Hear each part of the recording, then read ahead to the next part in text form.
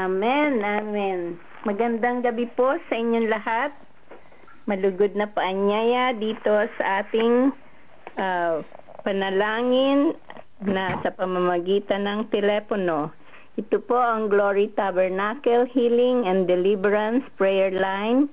Kasama natin ang Consuming Fire Radio Ministry sa gabing ito at tayo po ay broadcasted globally. Bago ko po tawagin si Pastor Mel ay naanyayahan ko si Sister Claire na magbukas ng panalangin. Heavenly Father, we thank you, Lord, for the privilege and the honor, the opportunity that you've given us to come to this prayer line and stand in the gap for your people, Lord God. Lord, tonight we ask for your Holy Spirit's presence, your anointing, as Pastor Mel brings forth the word that he will share with your people tonight, Lord God. Lord, anoint his lips, Lord, and Lord, let us hear from you through the word that will be shared, Lord.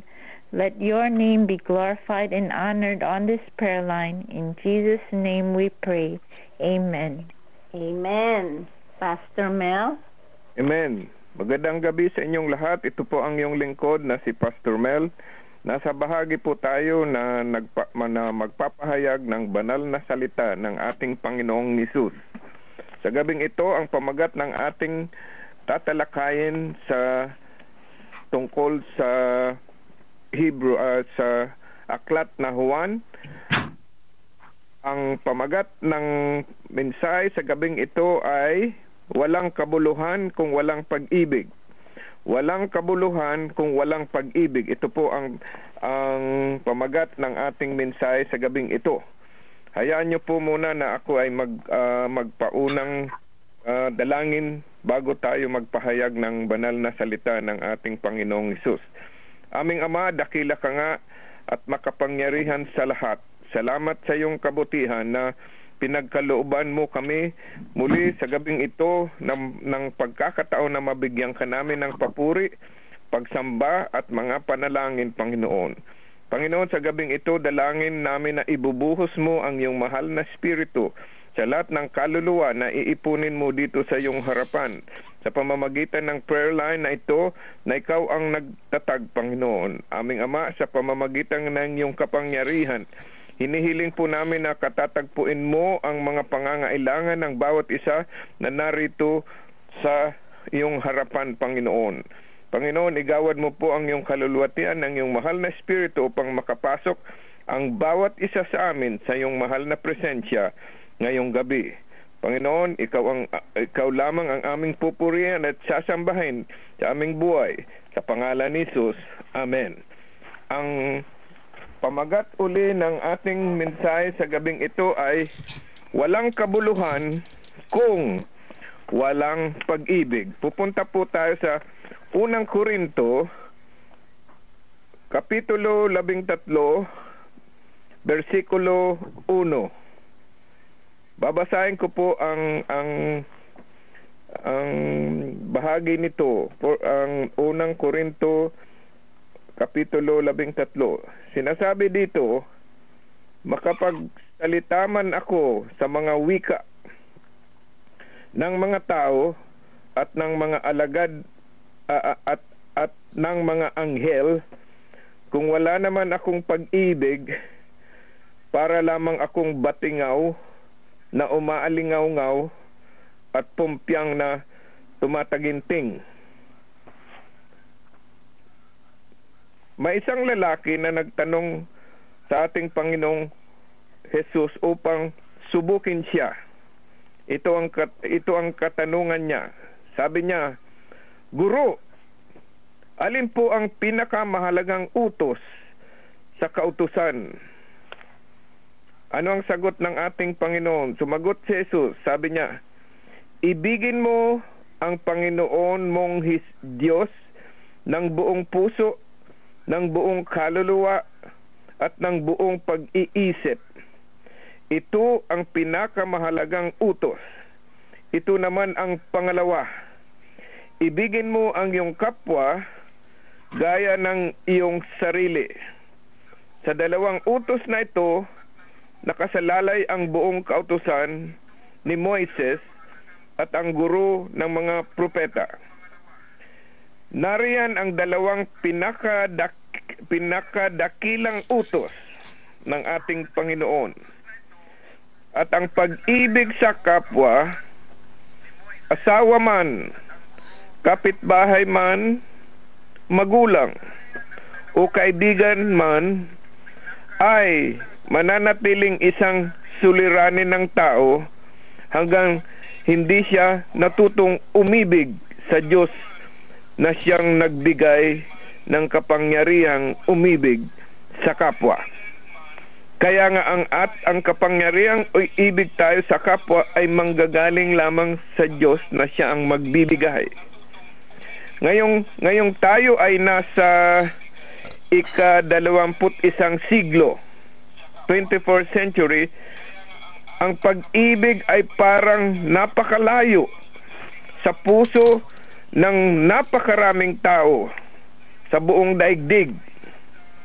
Hindi sapagkat ang salitang pag-ibig ay hindi na natin naririnig, kundi sapagkat ang pag-ibig na alam ng tao ay iba sa uri ng pag-ibig na isinulat ni Apostol Pablo sa unang Korintiyo, Kapitulo 13. Dahil sinabi dito, iyan ang pag-ibig na kailangan ng mundo, na kung wala ito, walang kabuluhan ang kanilang buhay. Ito ang magbubuklod sa puso at damdamin ng mga tao sa buong mundo. Ito ay kailangan natin ngayon ng higit sa lahat sa panahong ito. Ang mga taga-Korintyo na sinulatan ni Apostol Pablo sa ikalawang Timoteo, Kapitulo 13, versikulo 2, ay isang iglesyang binubuo ng mga Kristiyano na kanyang tinawag na mga sanggol sa pananampalataya. Kahit matatanda na sila ay sanggol pa rin sila. Ang lungsod ng Korintyo ay nasa Greece. Ito ay sinakop ito ng mga Romano noong unang panahon at marami ang dinalang bihag sa Roma. Kaya makaraan ang halos 100 years o 100 taon, bumalik ang mga apo ng mga bihag na iyon sa Korinto upang muling itayo ang lungsod ng kanilang mga ninuno. Kaya hindi nagtagal at naging isang tanyag at mayamang lungsod ang Korintyo sa panahon ni Apostol Pablo. Ngunit naging kilala rin ito sa kahalayaan at kalayawan. Ito ngayon ang pagkakakilala sa mga taga-Korinto, ang kahalayan at kalayawan. Kaya nga humigit kumulang sa isang kalahating taon na nangaral ng Ebanghelyo si Apostol Pablo sa Korinto. Kaya marami ang naakit sa mensaheng ikinalat niya at sila'y naging Kristiyano. Dahil sa mensaheng ikinalat ni Apostol Pablo, nagkaroon ng mga Kristiyano sa Korinto. Ngunit hindi agad naalis ang makasanlibutang gawi at bisyo sa kanilang buhay. Naging Kristiyano nga sila, ngunit ang mga makasanlibutang gawi at bisyo ay nandoon pa rin sa kanilang buhay. Dahil sa pag-ibig ni Apostol Pablo sa kanila, pinadalhan niya ng hindi kukulanging apat na sulat o aklat upang bigyan sila ng mga panuntunan o direksyon kung paano dapat mabuhay bilang anak ng Diyos sa gitna ng masamang sanlibutan. Dahil nga sinulat ni Apostol Pablo sa kanila, sabi dito, sa ating text ngayong gabi, dahil sabi dito sa unang Korintyo, makapagsalita man ako sa mga wika ng mga tao at ng mga anghel, kung wala naman akong pag-ibig, para lamang akong batingaw na umaalingaw-ngaw o pompyang na tumatagingting. Inyong tandaan na ang mga taga-Korinto ay mga Greek na maraming marami silang, yung mga taga-Grego, marami silang pinagmamayabang na mananalumpati sila. Sila ay mga manulumpati at kaya marami silang pinagyayabang. Kaya nga sabi ngunit ayon kay Pablo, bagamat siya ay may kakayahang magsalita tulad nila ng mga kilalang mananamlumpati o maging mga anghel, ngunit kung walang pag-ibig, sabi niya, siya ay magiging walang kabuluhan. At iyon ay totoo pa rin hanggang ngayon. Kung wala kang pag-ibig sa kapwa, ang buhay mo ay walang kabuluhan. Ito ang nakatatak dito sa unang Korintyo, Kapitulo 13. Natutunghayan natin sa madla, walang tunay na pag-ibig sa Diyos at sa kapwa ang mga tao ngayon. Kaya nga sa aklat ng unang Juan, Kapitulo 3, versikulo 16, babasahin ko po ito. Dito natin nakikilala ang tunay na pag-ibig. Inialay ni Kristo dahil sa mga kapatid. Alam nyo kung sino si Winston Churchill ng Britanya o Britain. Noong unang panahon ay isa sa mga pinakadakilang orator sa buong panahon. Ngunit ayon kay Apostol Pablo, ang mahusay na orator o orador ay walang kabuluhan kung walang pag-ibig. Sinulat niya, kung ako man ay may kakayahang magpahayag ng salita ng Diyos, umunawa sa lahat ng hiwaga. Nasa unang Korinto po tayo, Kapitulo 13 at 2 versikulo. Sabi dito, kung mayroon man ako ng lahat ng kaalaman at ng malaking pananampalataya, ano pat napalilipat ko ang mga bundok, ngunit wala naman akong pag-ibig, wala akong kabuluhan sa buhay.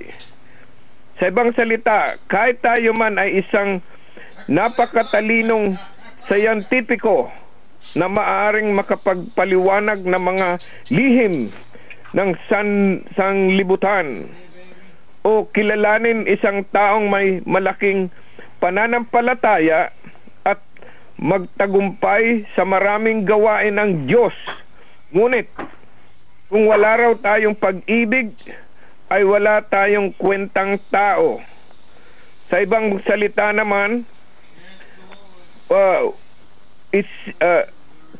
kung tayo may pag-aaring isang bagay, gaano man kaliit, iyon ay maaari nating sukatin o timbangin, bawasan o dagdagan. Ngunit kung sabihin ni Apostol Pablo na tayo ay zero, walang kabuluhan dahil wala tayong pag-ibig, ang buhay natin ay kasing halaga lamang ng alabok. Ang buhay, kung wala kang pag-ibig, ang buhay mo ay gaya lamang ng isang alabok. Walang halaga, tinatapakan ng paa ng mga tao. May nagsabi na ang pag-ibig ay kailangan para mabuhay. kung paano raw na kailangan natin ang hangin at pagkain para mabuhay, gayon din ang ating pangangailangan ng pag-ibig. Ito ang makapangyarihang salita ngayong gabi. Kailangan natin ang pag-ibig. Siya ay tama. Si Apostol Pablo ay tama. Iyan ang turo at patutuo ni Apostol Pablo nang sulatin niya ang aklat na unang Korintyo. Sabi niya, ipamigay kuman ang lahat kong ari-arian at ialay kuman ang aking katawan upang sunugin. Kung wala naman akong pag-ibig, walang kabutihang maidudulot ito sa akin. Aywan ko kung kilala nyo ang mga martir. Si John Huss ay isang pastor sa Prague, Italy, na mahal ng mga tao. Sa loob ng 20 taon, naglingkod siya bilang pastor ng pinakatanyag na simbahan sa buong lungsod ng Prague.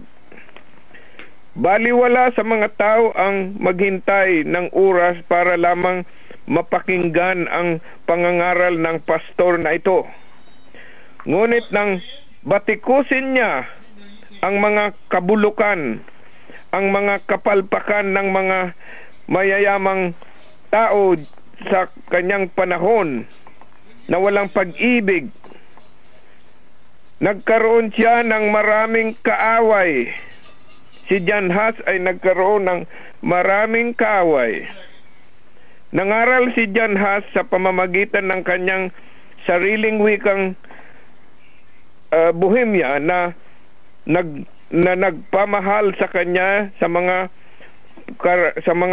pangkaraniwang tao. Ang buod ng kanyang mensahe ay ito. Pakinggan natin. Bawat isang santo ay pare, okay? Ngunit hindi bawat isang pare ay santo. Dahil sa si John Huss, dahil sa kanyang pangangaral ng ebanghelyo sa mga pangkaraniwang tao, siya'y pinarusahan ng kamatayan sa pamamagitan ng pagsunog sa kanya. Siya'y namatay na umaawit ng Greek Kori Eleksan. Ang ibig sabihin, Panginoon, mahabag po kayo sa kanila. Ito ang pag-ibig na nanggagaling kay John Huss. Sa kanyang huling sandali ng buhay, pinapatawad niya ang mga tao na gumawa sa kanya ng ganito. Sabi niya, Panginoon, mahabag po kayo sa kanila. Ito ang tunay na paninindigan sa buhay. Kung mayroon ngunit walang pag-ibig, kayo raw ay walang kwenta ayon kay Apostol Pablo. Anumang mga dakilang bagay ang inyong ginawa at sa ginawa mo sa mga tao, sa bayan o kung ano paman, kung wala raw pag-ibig ay wala kayong anumang kapakinabangan sa mundo. Sa liwanag ng sinulat ng dakilang Apostol Pablo, ano kaya ang kanyang sasabihin tungkol sa inyo sa ating buhay ngayon? Pagbulay-bulayan natin ang ating sarili ngayong gabi. Kung tayo nga ay may tunay na pag-ibig na gaya ng sinasabi ni Apostol Pablo. Dako po tayo sa aklat ng Juan, kapitulo 15, versikulo 13. Babasahin ko po ito. Walang pag-ibig na hihigit pa sa pag-ibig ng isang taong nag-aalay ng kanyang buhay para sa kanyang mga kaibigan. Gaano mang kahalaga sa ating buhay ang pag-ibig, napakahirap itong gawin. lalong-lalo pag hindi kaibig-ibig ang isang tao. Nang sumulat si Apostol Pablo tungkol sa kahalagaan ng pag-ibig, nagbigay siya ng mga katangian nito upang makilala natin ang tunay na pag-ibig, lalo na ngayong ipinagkakamali ng marami ang kanilang nararamdaman, emosyon sa pag-ibig. Una sa lahat, ang tunay na pag-ibig daw ay matyaga o mapagpahinuhod. Matyaga at mapagpahinuod. Ito ay marunong maghintay. Itong uri ng pag-ibig ay marunong maghintay. Ang pag-ibig na naghihintay bago ikasal, example, ay pag-ibig na marunong ding maghintay at mapaghinuhod pagkatapos ng kasal. Ito po ang uri ng unang sinasabi ni Juan sa aklat na Juan. Nagbigay ito sa inyo ng kapangyarihang makibagay sa pag-uugali ng iyong kabiyak kung ikaw ay may asawa o sino pa man na naiiba sa inyo at marahil ay hindi ninyo nagugustuhan. Ang susunod na katangiang ibinigay ni Pablo sa aklat ng Juan, sa aklat ng Korinteo, ang tunay na pag-ibig ay kabaitan at kagandahang loob. Ang una ay matyaga, ang ikalawa ay kabaitan at kagandahang loob. Hindi ito napapahiwatig ng kahinaan kundi ng kalakasang magpigil sa sarili upang magantihan ng kagandahang loob ang kasamaan ng isang tao. Kabaitan at kagandahang loob. May isang tao na ay kilala sa larangan ng psychiatry, ang pag-aaral ng mga karamdaman ng isip at damdamin. Psychiatrist. At sinabi niya na pag-ibig ang isa sa mga pinakamabisang gamot sa mga gayong uri ng sakit sa kanilang pag-iisip. Nang tanungin siya ng mga mamamahayag kung bakit 100% ng kanyang mga pasyente ay gumagaling, sumagot siya na ang sikreto ay wala sa gamot. Kahit na mahalaga ang mga iyon, ito ay napapaloob lamang sa isang salita. Ito ang sekreto ng isang taong ito na kilala sa buong mundo sa kanyang panahon. Ito ang napapaloob lamang sa isang salita. Kaya ang lahat ng pasyente ng taong ito ay gumagaling dahil sa pag-ibig.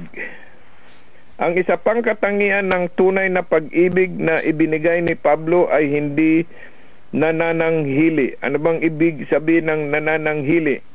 Ang original ay sa Greek word na ang tunay na kahulugan ay nagsiselos, nanananghili o naninibugho. Alam ni Haring Solomon, kung kilala nyo si Haring Solomon, kung estudyante kayo ng banal na aklat, alam ni Haring Solomon kung ano ang kahulugan ng panibugho ng higit marahil sa sinumang lalaki.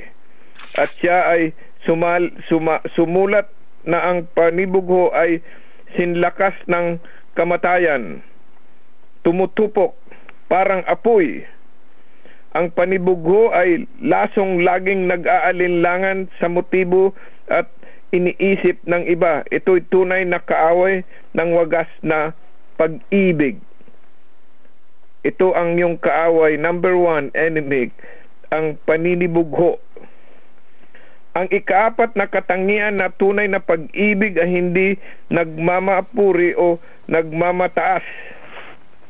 Anong ibig sabihin nito? Ang tunay na pag-ibig ay hindi sarili ang itinataas o itinatampok. Ang laging iniisip nito ay ang kabutihan ng iba. Ito ay isang katibayang ang karaniwang itinuturing ng tao ngayon. Pag-ibig ay hindi tunay na pag-ibig kung ikaw ay sa sarili mo ay itinataas o itinatampok. Ang ikalimang katangian ng tunay na pag-ibig ay kung paano ito nakikitungo sa kapwa. Ang pag-ibig daw ay hindi magaspang ang ugali. Anong ibig sabihin nito? Sa ibang salita, siya ay magalang sa kapwa, bagamat maaring minamata siya, siya ay magalang pa rin sa kapwa. Maaring sabihin ninyong nagbibiro lamang kayo, ngunit ang nagpaparinig at pamimintas sa sinasabi ninyong iyong minamahal ay hindi nagpapakita ng tunay na pag-ibig. Ang pag-ibig ay laging may paggalang sa pinag-uukulan ng pag-ibig. Sa liwanag ng kaarawan, sa liwanag ng larawang iginuhit ni Apostol Pablo tungkol sa pag-ibig, masasabi kaya na ang inyong pag-ibig sa bawat isa sa atin na nasa prayer line sa gabing ito, masasabi mo kaya na ang iyong pag-ibig ay wagas? Yan man ay patungkol sa inyong kabiyak, anak, kaibigan, at kapwa-tao, kapwa-Kristiyano. Dito ngayon makikita kung ang iyong pag-ibig ay tunay sa harap ng Panginoong Hesus. Dito po nagtatapos ang ating maliit na mensahe sa gabing ito. Ang pamagat na muli ng ating mensahe ay walang kabuluhan ang iyong buhay kung walang pag-ibig. Kinuha po natin sa unang Korintio, Kapitulo 13 at versikulo 1. Dito po tayo nagtatapos. Ako po ay magtatapos ng panalangin bago tayo magpatuloy na itaas ang mga prayer requests sa gabing ito. Salamat, Panginoon, sa tagumpay ang iyong pagkamatay sa cross, Panginoon, at ang iyong pag-ibig ang nagbigay ng buhay sa lahat ng mga nandito sa prayer line na ito. Panginoon, patawarin mo kami kung hinayaan namin na madaig kami sa kasalukuyang mga pagsubok at mga pag-aalinlangan sa mga ginawa mo sa amin, Panginoon. Panginoon, dahil sa iyong pag-ibig, binigyan mo kami ng matibay na pananampalataya sa iyo. Nang iyong ginawa ay natapos na, Panginoon. At ang bawat isa sa amin ay hinugasan mo na ng iyong mahal na dugo, na wala na kaming dungis sa harap ng ating Ama dahil sa iyong pag-ibig, Panginoon. Dahil sa tagumpay na ginawa mo sa amin, Panginoon, dalangin namin na bibigyan mo kami ng lakas na hindi magugupo ng kaaway at maging matatag kami at matibay sa anumang paglilitis, pag-uusig at palaging masagana at masigasig sa mga pinagagawa mo sa ikauunlad ng iyong kaharian dito sa mundong ibabaw, Panginoon. Alam namin, Panginoon, ang aming pagpapagal sa araw-araw para sa iyo at sa iyong kaharian ay may katuparan sa iyong layunin sa aming buhay. Ibinigay mo nga ang iyong buhay dahil inibig mo na kami bago ka pa namin ibigin, inibig mo na kami, Panginoon. Panginoon, nasa iyo ang kadakilaan, kapangyarihan, kaluluwatian, karangalan at ang lahat ng tagumpay dahil lahat ng bagay sa langit at lupa ay sa iyo nang galing, Panginoon. Pupurihin ka namin bagamat di kami kanais-nais sa iyong kaharapan, ngunit sa iyong pag-ibig binigyan mo kami ng buhay. Subalit at sa mga ginawa mo, Panginoon, binigyan mo kami ng tagumpay sa buhay. Kaya, Panginoon, patnubayan mo ang bawat isa sa amin, sa aming mga pananampalataya na walang makapaghiwalay sa amin sa iyong pag-ibig. na napakadalisay, tunay, at wagas magpakailanman sa pangalan ni Jesus. Amen. Dito po tayo nagtatapo sa pagpapahayag ng banal na salita ng ating Panginoon. Amen. Amen. Salamat, Pastor Mel, sa naging turo mo sa gabing ito. Salamat na nabigyan mo kami ng inspiration once more to go on as we walk with the Lord. Hallelujah. Ang pamagat ng ating mensahe sa gabing ito ay walang kabuluhan ang iyong buhay kung walang pag-ibig. Ito ay kinuha natin sa unang Korinto 13, versikulo 1. Hallelujah. At nasa portion na po tayo ng ating mga prayer requests sa gabing ito. At ito po ang Glory Tabernacle Healing and Deliverance Prayer Line. Kasama natin ang Consuming Fire Radio Ministry sa gabing ito. Tayo po ay broadcasted globally. At sa mga nasa prayer line, kung meron po kayong mga prayer requests or praise report, nakabukas ang linya para sa inyo sa gabing ito. Amen. Sino po ang may mga prayer requests or praise report sa gabing ito?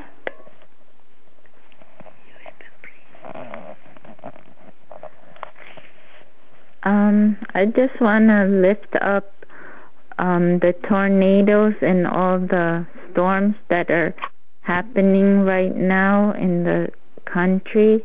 And also I want to lift up the Philippines, our nation. Amen. Heavenly Father, we thank you, Lord, for tonight. We thank you, Lord, for what you're doing on this prayer line, Lord God, how you're encouraging your people through the word that goes forth, Lord God. And Lord, we thank you, Lord God, that we have a place to hear your word. And Lord, come before you with our needs, Lord God, with our prayer requests, Lord God. Lord, tonight, Lord God, we want to lift up this prayer line to you, Lord. We thank you, Lord God, for all the people involved, the prayer intercessors, the people who give their prayer requests, even Glory Tabernacle Church, and also Consuming Fire Radio Ministries, all the ministers, all the pastors, Lord God. Thank you, Lord, for your people, Lord God, that come together in one accord on this prayer line, Lord God, to come before you, Lord God, and lay our requests at your feet, Lord God, to bring our needs before you, Lord God, to seek guidance, direction, healing, Lord God, and your intervention in our difficulties, our problems, Lord God, that, Lord, you would show us the way that we should go, Lord. Lord, tonight, Lord God, I want to lift up all the storms and the tornadoes, all the things that are going on right now, that, Lord, you would protect your people, Lord God, from these calamities, Lord God. And, Lord, we also pray, Lord God, that, Lord, you would help those who are victims from these natural disasters, Lord God, that, Lord, you would be the one, Lord, to give them hope, Lord, and comfort, Lord God, what they're going through, Lord. And, Lord, we also want to lift up, Lord God, our leadership to you, Lord God. Thank you, Lord God, for all the people you've put in leadership, Lord God, our pastors, our ministers, Lord God, and our church leaders, Lord God. Thank you for them, Lord. Lord, we pray that you continually fill them with your wisdom, your understanding, your discernment, Lord God. And Lord, we pray, Lord God, that whatever needs they may have, Lord God, that, Lord, you would supply it, Lord. Bring provision to them. Expand the territory of their ministry, Lord God. And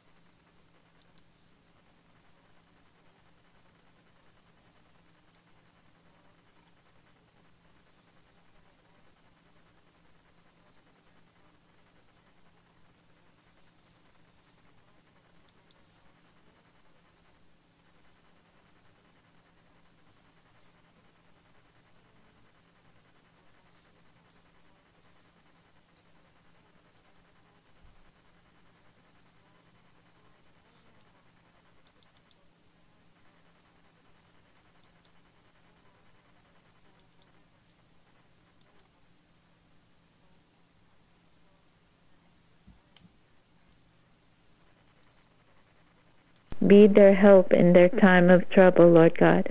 Be their source and their provision, Lord, for whatever they need, Lord.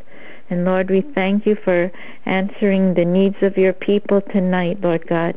And Lord, we love you, Lord God, for your presence, your goodness in the lives of your people, Lord God.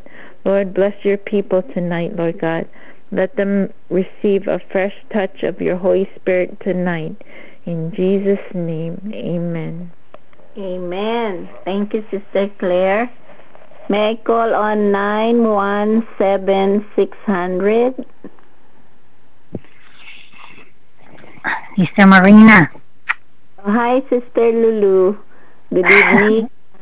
Magandang gabi po. Magandang gabi naman. Marami pong salamat sa salita ng Panginoon ngayong gabi. Amen. Maaaring itaas natin, Sister Lulu, ang mga dahilan sa ang topic natin ay pag-ibig. Maraming mga kabataan ngayon na they are yung runaway children, hindi nila naintindihan ang tunay na buhay. So, mga bata pa sila, siguro may mga problema sila. Instead na lumapit sa ating Ama ay tumatakbo sila na sa kanilang mga problema. Meron din dyan yung mga